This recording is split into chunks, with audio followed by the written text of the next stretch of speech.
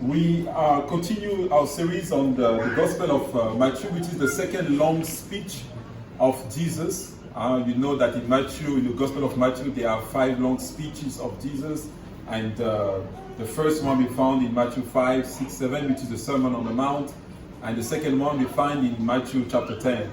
And we already started this study, and we will continue today. And today we are going to cover especially verse 9, and if possible all the way to verse maybe 15. But let's read from verse 1 to verse, if I'm not mistaken, I hope we will be able to complete verse 15. So let's read from verse 1 to 15. Anyone would like to read the passage for us? Matthew chapter 10, verse 1 to 15, please. Thank you. Thank you, Amy. Amy is a sister that we met this week, and it's the first time she joined us, and we are glad to see you. Thank you, Amy. Matthew chapter 10. Jesus called his 12 disciples to him and gave them authority to drive out impure spirits and to heal every disease and sickness. These are the names of the 12 apostles. First Simon, who is called Peter, and his brother Andrew, James, the son of Zebedee, and his brother John, Philip and Bartholomew, Thomas and Matthew, the tax collector, James, son of Alphaeus, and Thaddeus, Simon the Zealot, and Judas Iscariot, who betrayed him. These 12 Jesus sent out with the following instructions. Do not go among the Gentiles or enter any town of the Samaritans. Go rather to the lost sheep of Israel. As you go, proclaim this message. The kingdom of heaven has come near. Heal the sick, raise the dead, cleanse those who have leprosy, drive out demons. Freely you have received, freely give. Do not get any gold or silver or copper to take with you in your belts. No bag for the journey, no extra shirt or sandals or staff, for the worker is worth his keep. Whatever town or village you enter, search there for some worthy person and stay at their house until you leave. As you enter the home, give it your greeting. Yeah. If the home is deserving, let your peace rest on it. If it is not, let your peace return to you. If anyone will not welcome you or listen to your words, leave that home or town and shake the dust off your feet. Truly I tell you, it will be more bearable for Sodom and Gomorrah on the day of judgment than for that town. Amen. Thank you very much, Amy. Dear Lord, I come humbly before you this morning to deliver your message to your people. I pray that, Lord, you let me disappear so that you appear, and that my lips become the instrument that you want to use, the instrument in your hands to teach me and your people as well. We ask this in your name, Jesus. Amen. Brothers and sisters, we are studying a passage which is extremely important because it is about evangelism. There is one thing that Jesus asked us before he left this earth in Matthew 28, 19, 20. You all know the Great Commission. He asked to all believers, to all the disciples, to go and to share the gospel. This is the last instruction. This is the last thing he asked every Christians to do, which is to go and to share the gospel. Now, sharing the gospel is something that generates all kind of frustration or stress within many of us because we don't really know how to share the gospel. We are afraid that maybe people will reject us. We are not very comfortable for many of us when it comes to sharing the gospel. And this passage, Matthew 10, Jesus is explaining how to share the gospel effectively. So it's an important passage. And we are going to see in details the instructions, the recipe for effective evangelism. Now, we already studied, we looked at in the previous Sundays that this passage can be divided into 5 main parts. The first is get up. So this is when he called the disciples. Jesus called the disciples, he sent them. So you cannot just go by your own and say, okay, I'm going to share the gospel. You have to be called. And if you are born again, if you are a Christian, yes, you are called. And we saw that the disciples that he selected, apart from Judah, for the reason that we know, the 11 disciples, they were selected based on some criteria. And we saw that at least they were people who were ready to give, to die for Jesus Christ. They were people who enjoy listening from him, who enjoy the word of Christ. They were people who left everything behind them to follow Jesus. Are we this kind of people? So that's get up. And then we are currently in the second section, second part, which is to go. Then now once you have been called, now you need to go. You need to go out. To go and to share the gospel. Now, after that we will see gear up, because there will be some tribulations. It will not be easy. At some time we will have to step up our game. That's gear up. And then there will be some point where we almost want to give up, because it will be so tough. But you say, give up not. And finally, there is a reward. We have to keep that in mind. So, give away and gain. Whoever loses his life for me will gain it. That's what Jesus is telling us. So now, we go back to the second section. So go, and we see in verse 9 to verse 15, what Jesus tells us. What are we supposed to do when we go out? Now in verse 9, we already studied verse 1 to 8. So now we go to verse 9. In verse 9, Jesus said, do not get any gold or silver or copper to take with you in your belt. No bag for the journey, or extra shirt or sandals, or a staff for the worker is worth his skill. Now, first of all, as I usually do, I first explain those words, and then we will see what is the message behind those words and how we can apply it to our life. So, first of all, in those days, when we talk about gold, copper, silver, those of course are precious metal. And in those days, we didn't have money like today with cash. They use metals, and then they can do some trading. So basically, you buy things with those metals. So he's telling them. So for us, it means basically, do not worry too much about having enough money when you go to evangelize. So he's telling them, don't worry about how you're going to survive. You go, and I will take care of the rest. And then he said, do not take that into your belt. Now, in those days, in the ancient time, the clothes were very different compared to now. Actually, there were no pockets in the clothes. The pockets appear much later. So what people do when they want to take something with them, they will attach a bag by their belt. So they will put, their gold or whatever in the bag, and then they will attach it by the belt. So that's what it means by saying, don't take that in your belt. Take the gold and copper in your belt. And then he said, no bag for the journey, or extra shirts, or sandals, or staff. Now, when they traveled in those days, there were two ways to move in those days. Transportation was not like today with cars, planes, ship. And in those days, people traveled by feet, or horse, or ship. But in those days, so when they traveled from one town to another, most of the time it was by feet. But as they traveled, the roads were not paved. So they would need extra sandals, extra pair of shoes, because the shoes would be damaged as they walked.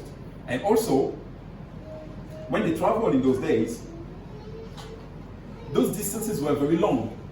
Even if it's like, you travel, if you travel, for instance, from Bethlehem or Jerusalem, you want to go to Nazareth, that's something like moving from here to Bangkok. And when they travel, that would be a long distance, and they will have to stop by the way, and then need to buy food and so on. When we go to Bangkok, we don't worry. We just travel, we don't need to take extra food. For them, they need to take extra food because it will be a long journey. So that's the meaning. So the common wisdom was to travel with some precautions, to take enough precautions so that you can survive on your journey. What does it mean for us?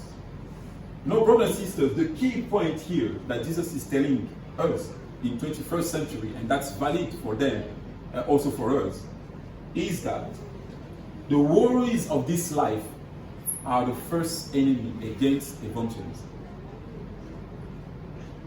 How many of us here in this church, or maybe not in this church, in other places, other Christians, are saying, oh, I will serve in the church once I am done, once I have addressed these things in my life.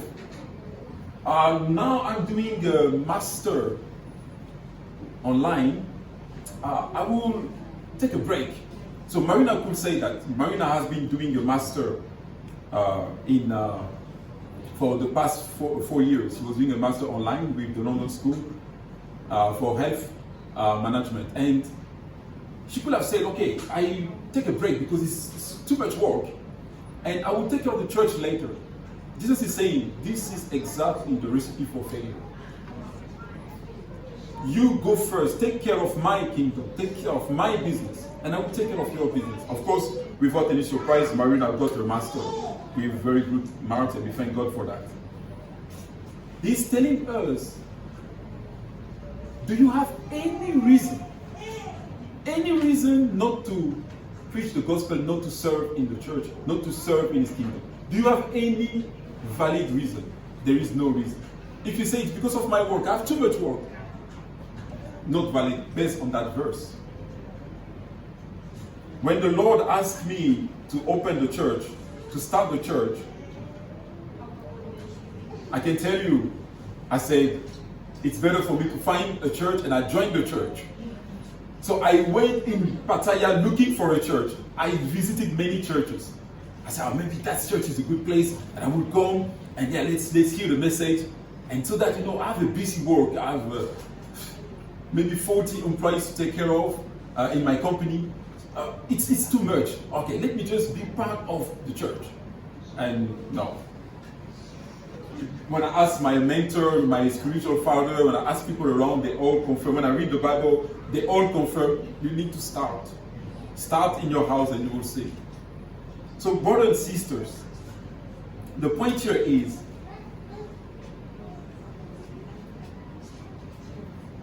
excuse me, the point here is, we need to start. We need to go. He will take care of the rest. Don't worry about your work, your family, your health. There is no valid reason. That's what Jesus is saying to start. Basically, the rule is spiritual life first, physical life second. In the same chapter later on, Jesus will say in Matthew 10:39 that whoever finds his life will lose it. Whoever loses his life for my sake will gain it. So spiritual life first, physical life second. Heavenly things first, earthly things second. That's why he said in Matthew chapter 6 verse 33, seek first the kingdom and his righteousness, and all those things will be given to you. Jesus first, my life second. In the same passage we will read later, Matthew 10 verse 37. Jesus, we pray, we sing, we say, Jesus says, no, be the center. Be at the center. But to be honest, is Jesus at the center? Or I am at the center? The rule is the bread of life first, the physical bread second. Jesus says in John 6, you know this passage, when you multiply the bread and people follow you, they say, oh, you are wonderful, we want to make you our king. And then he said, you know what, I have another bread to give you. I have the bread of life to give you. And you know what happens in John 6 verse 66? They say, oh, this is a very tough word. Many of the disciples, they turned their back and they abandoned him. The bread of life first, the physical bread second. The living water first, the drinking water second. In John chapter 4, Jesus met with the Samaritan woman. And Jesus told her, give me water. And she said, no, you are Jewish, we are Samaritans. I cannot give you water. And Jesus said, if I give you my water, you will never be thirsty again. The living water first. The drinking water second. The house of God first. My house second. In Haggai chapter 1 verse 3, Jesus says, Jesus, the word of God, so Jesus, God, say, is it right that you take care of your house, you dwell in your nice houses, while at the same time my house is in ruin? The house of God first. My house second. The clothes of humility first, before those nice clothes first. The cloth of humility we found in 1 Peter chapter 5 verse 5. The Bible says, in the same way you who are younger, submit yourself to your elders. All of you, clothe yourself with humility toward one another, because God opposes the proud, but shows favor to the humble. So the rule, brothers and sisters, the things of God first and our things second. This is a key for evangelism.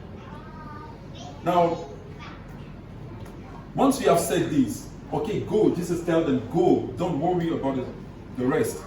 Now, once we go, we make the people, the non-believers, and we are going to share the gospel. So what do we tell them? What are we supposed to tell them? Now, before we move to the next part of the verse, so verse 11, I would like to say one observation that I've noticed in the Bible.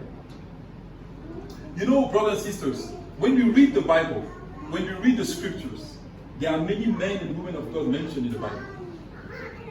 And you know, many of us, when we read about the scripture, we read about those people, we think of them as people who were 100% full-time in the work of God.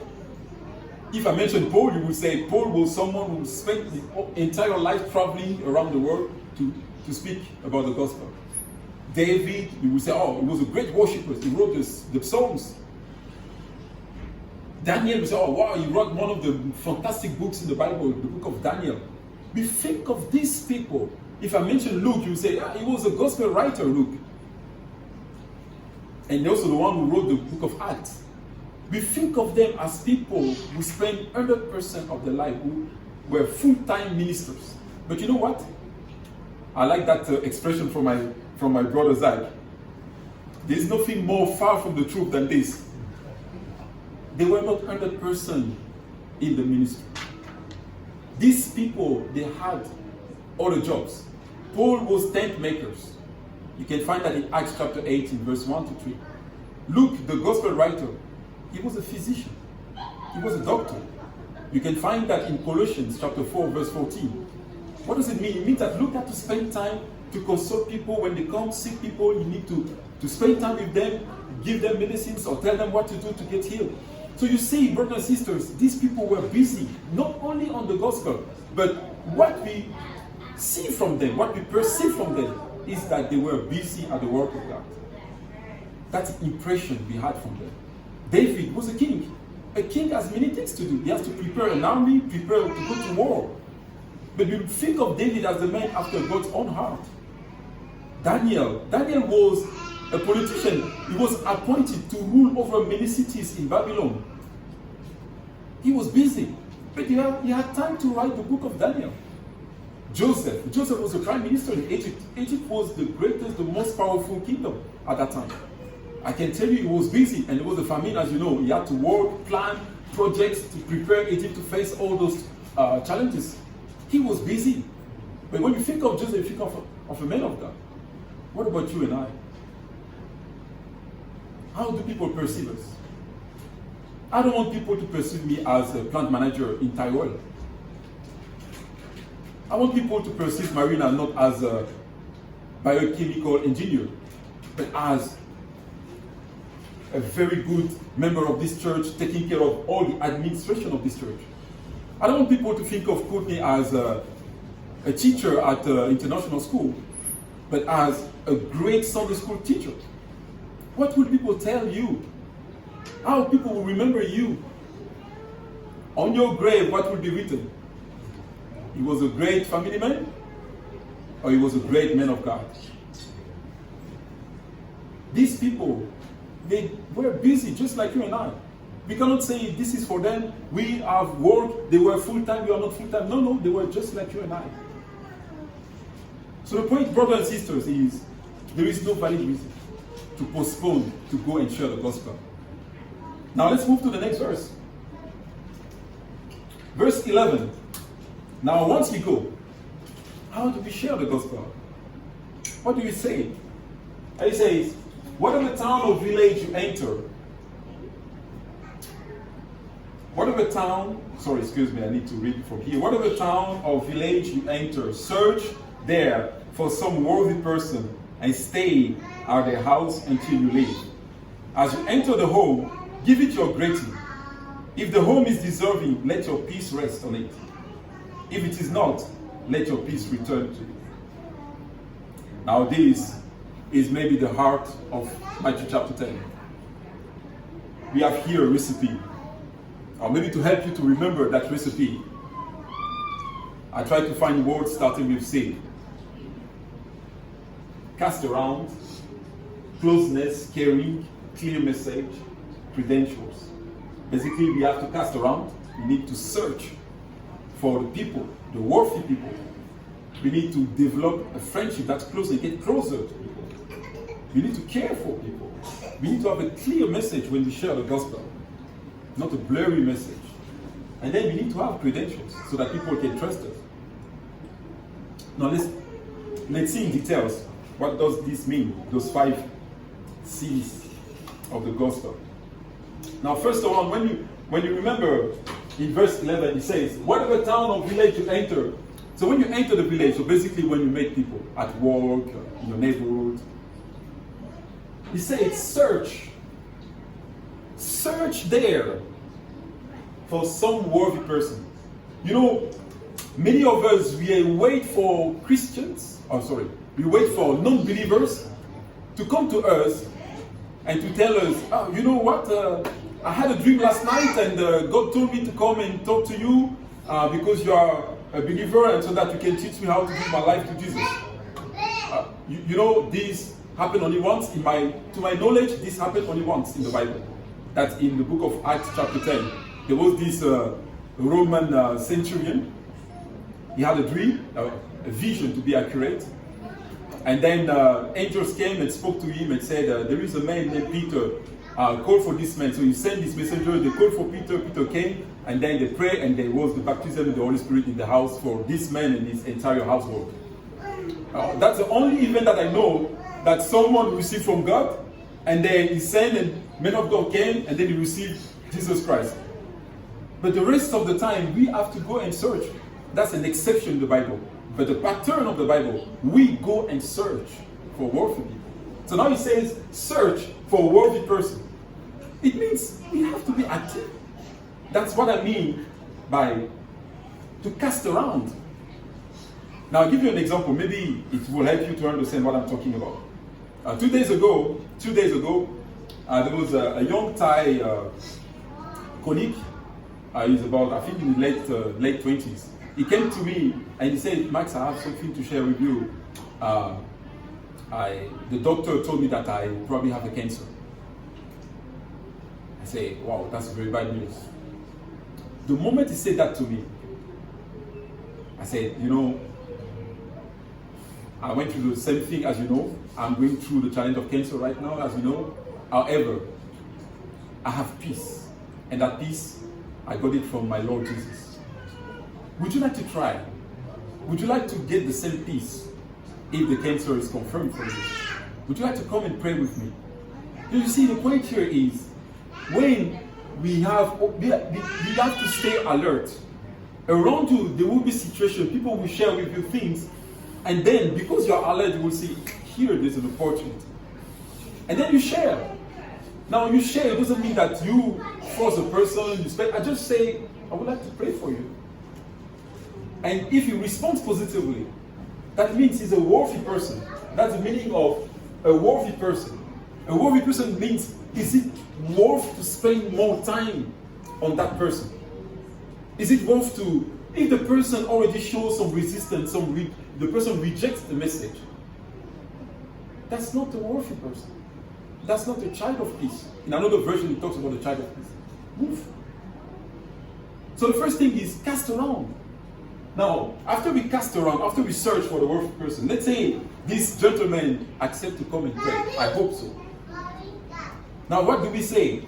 He says, as you enter verse 12, enter the home, give it your greeting. Now, in the Jewish tradition, the custom was to say shalom. Actually, if you read the same passage in other gospel, the Gospel of Luke, for instance, chapter 10, you will find there Luke talks about shalom, say shalom, which is peace. Now, nowadays I would not recommend that you go and say to your colleagues shalom or peace. They will not understand, that will be awkward. But what is the meaning here? What does it mean for us? For us, it's still about the message of peace. Now, I tell to this colleague, I have peace through my challenge of cancer. I prayed for you to have the same peace. So that's the same thing. That's a greeting. No, I'm praying. So greeting means when they say shalom, when they say peace in the time of Jesus, it means they are wishing them peace. I'm wishing to this colleague to have peace through this time, to this challenge. And that peace can only come through Jesus, because Isaiah chapter 9 verse 6 says, He is the Prince of Peace. Now, once we say the greeting to the person, which is to call, to pray for peace. But you know, in the Bible, if you read all the epistles of Paul, in the first chapters, he always mentions grace and peace to you. Romans chapter 1, verse 7, grace and peace to you. 1 Corinthians chapter 1, verse 3, grace and peace to you. 2 Corinthians chapter 1, verse 2, grace and peace to you. Galatians chapter 1, verse 3, grace and peace to you. Ephesians chapter 1, verse 2, grace and peace to you. 1 Timothy chapter 1, verse 2. 2 Timothy chapter 1, verse 2, grace and peace to you. 1 Thessalonians chapter 1, verse 1, grace and peace to you. 2 Thessalonians chapter 1, verse 2, grace and peace to you. And then in Philemon, he also say, grace and peace to you. In Philemon has only one chapter, by the way. Verse 3. So you see, grace and peace was extremely important, and that's the message we convey to people. Jesus is the Prince of Peace. So when we enter into the life of people, we come with that message. Our message, our objective is not to go and hang around and have fun with them and that's it. And we say, okay, we are Christians. Jesus was eating with the sinners. We also want to spend time with the sinners to bring the gospel. Yes, but however, we come with a very clear message. The message of peace. Grace and peace. We wish that for them. And we tell them that this peace comes from Jesus. Now, the second point, we get close to them. We say grace and peace, and they accept and they welcome us. Now, we come into their life. We become friends with them. You know, I encourage people who go in the streets, and I actually did it also, and talk to people walking in the streets. God loves you. Give your life to Jesus. It's not bad. But I think it's not effective enough. What is effective is friendship. People know you are Christian, you get closer to them, you develop a relationship. And as you develop that relationship, closeness, they will see Jesus in you. When we talk about closeness, when we talk about closeness, you know, there is a story in Matthew 9. So Matthew, who wrote the Gospel of Matthew, in chapter 9, he talked about himself, his own conversion. So he was a tax collector. And then he explained that he was working and Jesus came and asked him to follow him, and then he followed Jesus. And he was so joyful that immediately after he gave his life to Jesus, he organized a big party. There was crowds of his friends at the party. That's what the Bible mentioned. So you can read the story in Matthew chapter 9. And his friends at that point, they were not believers. They were tax collectors. And his friends came. And Jesus was at the party. And the Pharisees, in verse 11, verse 12, the Pharisees came. And they said, how comes Jesus is with the sinners, the tax collectors, and so on? The point here is not to stay with Christians only. We need to be close to the sinners, to the tax collectors. We need to be friends with them. But we go with a clear message of peace. Clear message. That's closeness. Now the next point is caring. You know, there is a saying that I like to quote from John Maxwell, which says, people don't care how much you know until they know how much you care. Now I repeat. People don't care how much you know until they know how much you care. You know, Jesus knew everything. Jesus could do miracles. He was Jesus. But you know, Jesus said something very interesting. You know, John the Baptist was in prison at some point. John the Baptist is the one who came and announced to everyone that Jesus is the Messiah. And at some point, he was in prison. And as he was in prison, And you find that story in the next chapter, Matthew chapter 11. And then he sent his disciples to ask Jesus, but Jesus, are you really the Messiah? Because John the Baptist was in the time of trouble. He was in prison. He was wondering, is Jesus really the Messiah? And Jesus answered back to him, very interesting reply from Jesus.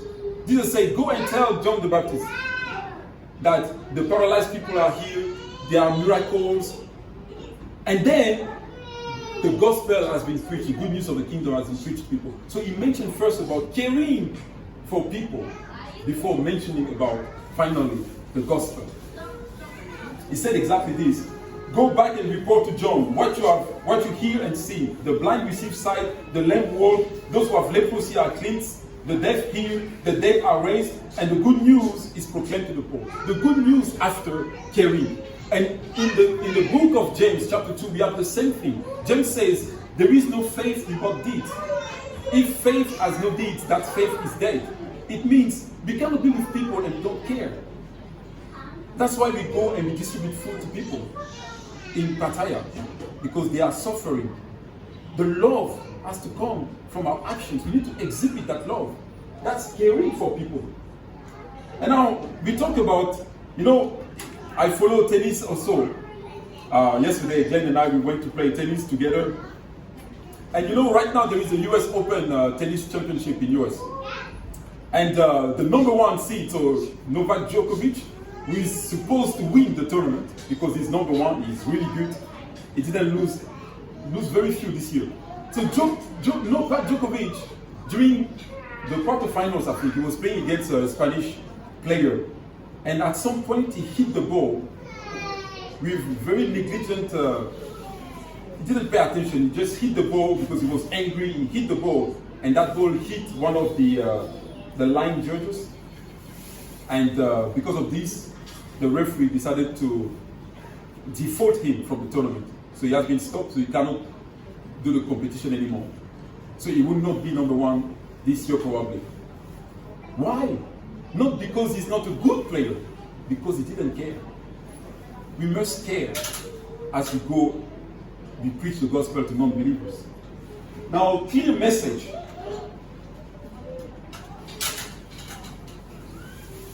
Some of us, when it comes to the gospel, we need to recognize that we are sinners, and that means the repentance, the confession.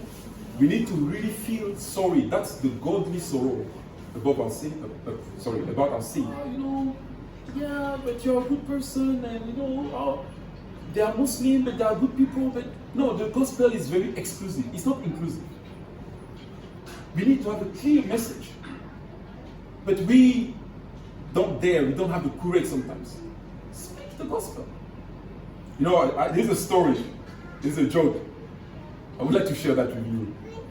It's the story of a father with his son, and they were traveling in a plane. It's not a true story, it's a joke. And this father is an African father, and he always told his son, son, we African people, we must be proud of being African. We are black people, we must be proud, we have been slaves for many years, but now we have to be proud. The son said, okay, daddy, okay. And they were from the tribe of, in South Africa, there's a tribe which is called Zulu, the tribe of Zulu. So they were traveling in the plane, and then the plane had an issue, and the plane was about to crash. So the pilot announced to all the people in the plane, we need to get rid of extra load on the plane. The plane is too heavy so that we can survive. So what we are going to do, we are going to throw away some people out of the plane. And we will start by alphabetic order. Okay, that's the way to survive. Now the pilot said, okay, we start with A. Are there any African people in the plane? And then the son said, Daddy, we are African people. That's us. The daddy said, hey son, today we are not African. The son said, okay, daddy, okay.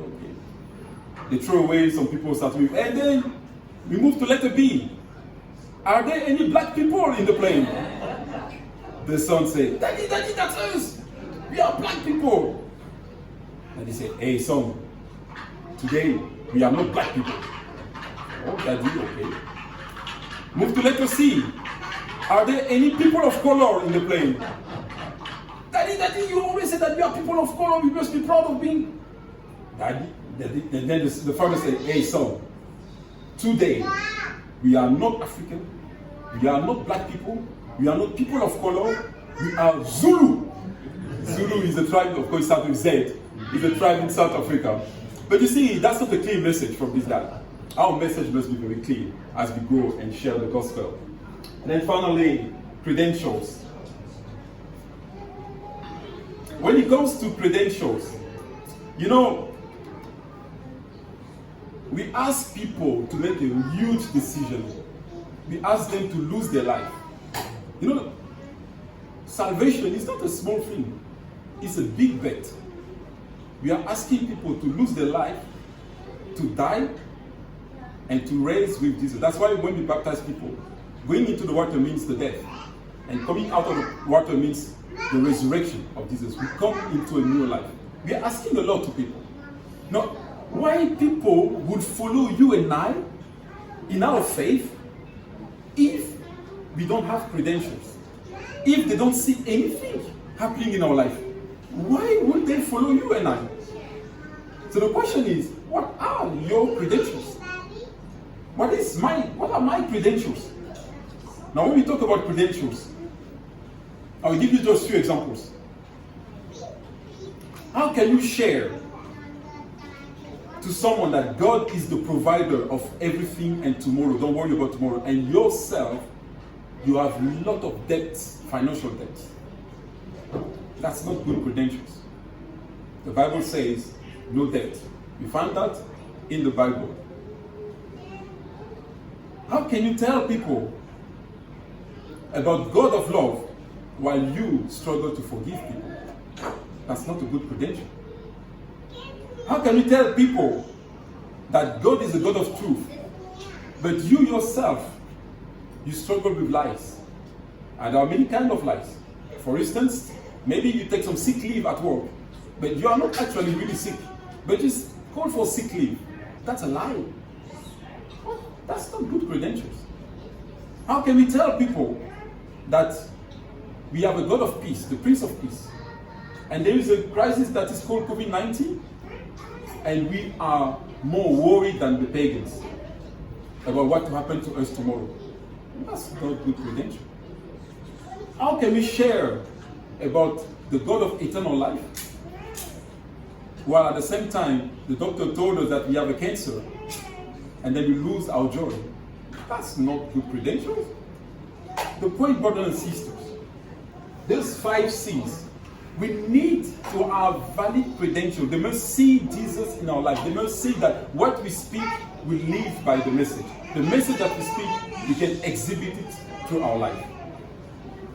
So I encourage each of us to follow the instruction of our Lord Jesus in this passage, which is to search, cast around, to get closer to people, that closeness, to care for people, to have a clear message, and to have credentials. Finally, I wonder if I should stop here or do verse 14 to 15. But because of time, if you want to hear about verse 14 and 15, you better come next Sunday. We will continue that very interesting part as well about stopping to share the gospel and moving to another person. It sounds harsh, but there is a lot of truth and wisdom in this instruction.